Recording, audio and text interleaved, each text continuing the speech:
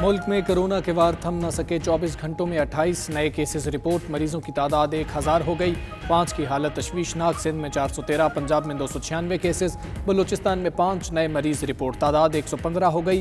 गिलगित बल्तिस्तान में 81, खैबर पख्तूनख्वा 87 और इस्लामाबाद में 16 केसेस हैं। 19 मरीज सेहतियाब हो चुके हैं।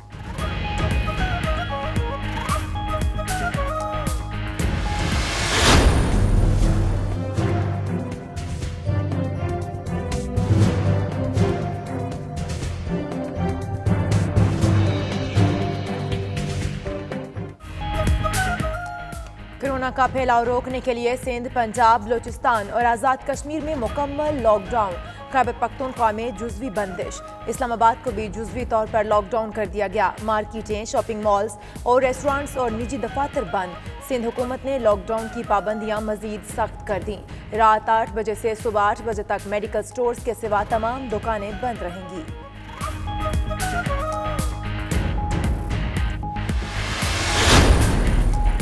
खतरनाक वायरस पर काबू पाने के लिए एक और बड़ा इकदाम। मुल्क भर में ट्रेन ऑपरेशन 31 मार्च तक मुअत्तल। शहर कायद से आखिरी ट्रेन मुसाफिरों को लेकर लाहौर रवाना हुई। उधर अंदरून मुल्क फ्लाइट ऑपरेशन भी बंद। अमल दरामद कल सुबह 6 बजे से होगा। कोई ज़ाती जहाज या चार्टर्ड तैयारा भी उड़ान नहीं भर सकेगा।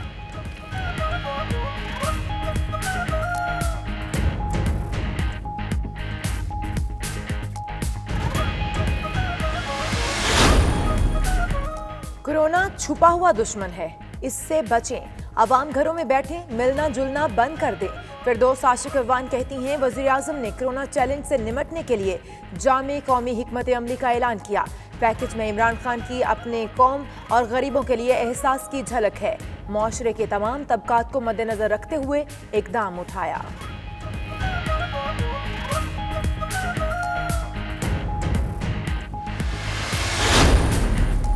वज़ीर आज़म इमरान खान की ज़ेर सदारत वफाकी काबीना का इजलास वीडियो लिंक के जरिए जारी। आज निकाती एजेंडा ज़ेर गौर आएगा। कोरोना रिलीफ पैकेज की मंजूरी और वायरस से निमटने की हिकमत अमली तय की जाएगी।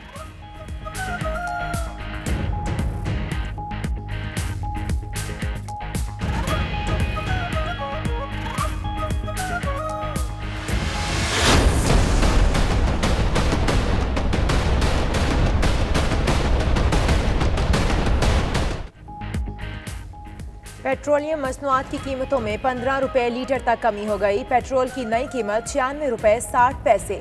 हाई स्पीड डीजल 107 रुपये 25 पैसे फी लीटर हो गया। मट्टी के तेल की कीमत 77 रुपये 45 पैसे और लाइट डीजल की नई कीमत 62 रुपये 50 पैसे फी लीटर मुकर्रर।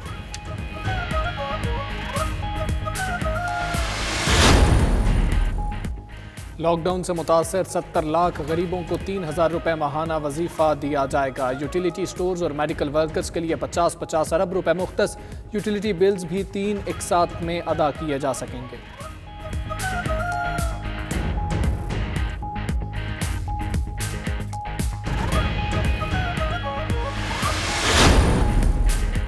पार्क लैंड रेफरेंस में आसिफ जरदारी पर फर्द जुर्म आयद करने की अदालती कार्रवाई 27 अप्रैल तक मौखर। एहतसाब अदालत इस्लामाबाद में मेगा मनी लॉन्ड्रिंग केस की समाअत भी बगैर कार्रवाई 27 अप्रैल तक मुलतवी कर दी गई।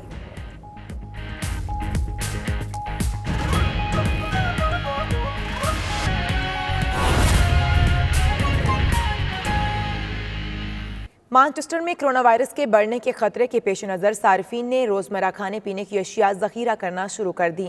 बिला ज़रूरत ख़रीदारी की वजह से न सिर्फ अशियाई ज़रूरिया की कीमतें आसमान को बातें कर रही हैं, बल्कि कई स्टोर्स खाली हो गए हैं। इस हवाले से देखते हैं एतजाज़ आसिम की ये रिपोर्ट।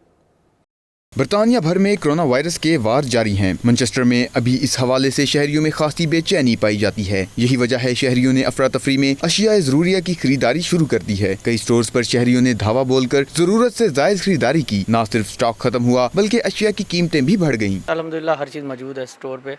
अभी हर चीज़ मौजूद है और प्राइसों की कोई ऐसा इशू नहीं है।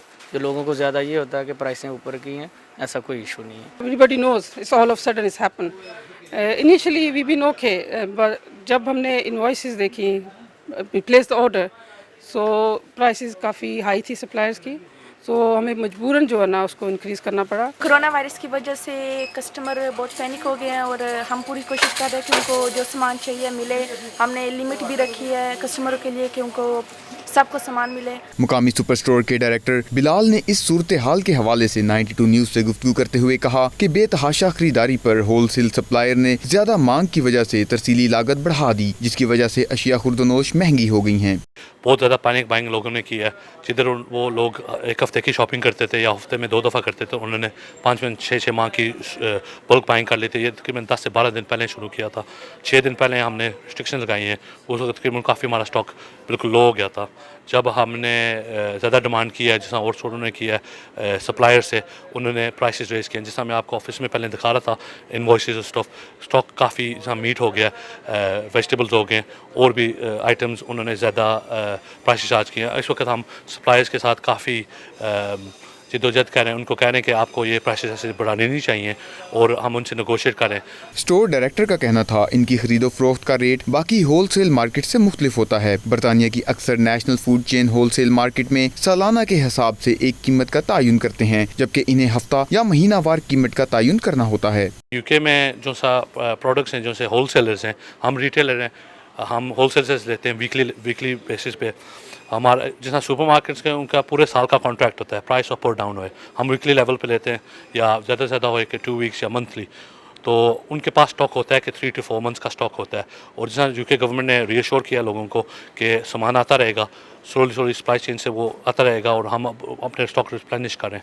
और इंशाल्लाह आगे से हमारे स्टोर खुले हुए हैं और इंशाल्लाह खुले रहेंगे। और हम यहाँ पे यही एडवाइस करते हैं कस्टमर्स को पैनिक बाइंग ना करें और उनको सामान इंशाल्लाह मिलेगा। स्टोर डायरेक्टर का मजीद कहना था कि सारिफ की तरफ से जरूरत की अशिया बिला वजह ज्यादा खरीदने से होलसेल मार्केट ने अशिया की कीमतें बढ़ा दी, जिसकी वजह से स्टोर को अशिया की किल्लत का सामना करना पड़ रहा है। जैसे ही सप्लाई बेहतर हुई, चीजों की कीमतें दोबारा मुनासिब हो जाएंगी।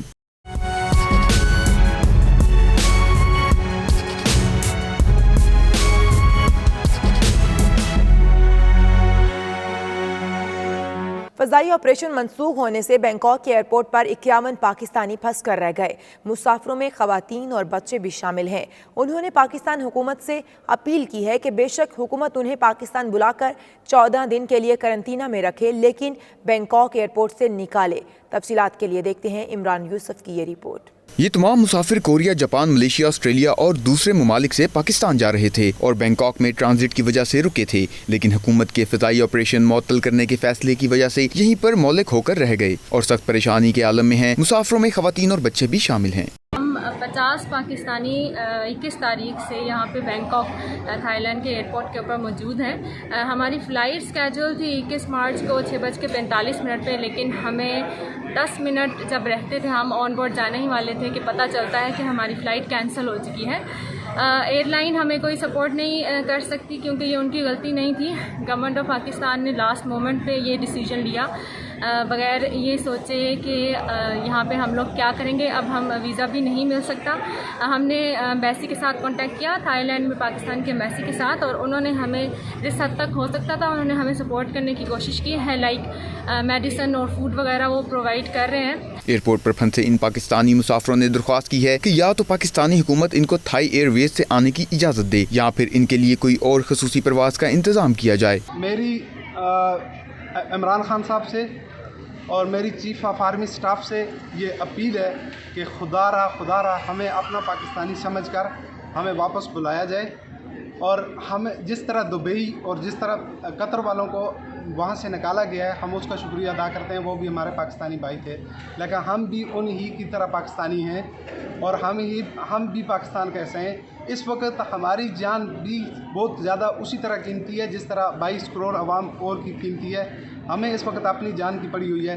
खुदारा हमारी जान को बचाया जाए। ये मुसाफिर मुंतज़िर हैं कि कब इनकी सुनवाई होगी, कब इनकी कैद खत्म होगी और वो वतन अजीज पहुँचेंगे। तहम पाकिस्तानी सफारत खाना बैंकॉक का अमला सफीर पाकिस्तान आसिम इफ्तिखार अहमद की खसूसी हदायत पर इन मुसाफिरों को खाना, तिब्बी इमदाद और दीगर ज़रूरत की अशिया मुसलसल फ्राहम कर रहा है। और इसके साथ ही न्यूज़ बुलेटिन अपने इख्तिताम को पहुंचा। मज़ीद खबरों और अपडेट्स के लिए देखते रहिए 92 न्यूज़ UK।